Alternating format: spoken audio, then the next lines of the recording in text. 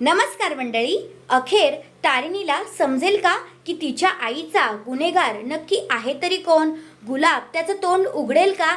तर हे पाहणं रंजक ठरणारच आहे. त्याचाच एक भन्नाट असा प्रोमो आपल्या समोर आलाय. 8 आणि 9 जुलैचा हा जबरदस्त प्रोमो आहे, त्यामुळे व्हिडिओ शेवटपर्यंत नक्की ऐका. तर त्या प्रोमोमध्ये आपल्याला असं पाहायला मिळालं, आता गुलाबला आणलेलं असतं. तेवढ्यातच तारिणी त्याला विचारते की सांग, वसुधा बेलसरेचा कोण आहे गुन्हेगार? मला आत्ताच्या आत्ता सांग, कुणी मारलं वसुधा बेलसरेंना?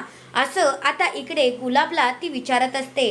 तर गुलाब जो आहे तो म्हणतो की अगं, तुझ्या आईला मी माझ्या डोळ्यांनी मरताना पाहिलंय, पण खरं तर मी तो गुन्हेगार नाहीच आहे. मी तुझ्या आईला मारलंच नाही. अगं, खरा गुन्हेगार तुझ्या अवतीभोवतीच फिरतोय, तुझ्या सोबतच आहे, आणि तो तुला अजून कळलाही नाही आणि कळणारही नाही. असं आता मुद्दामूनच गुलाब तारिणीला हुसकावत असतो.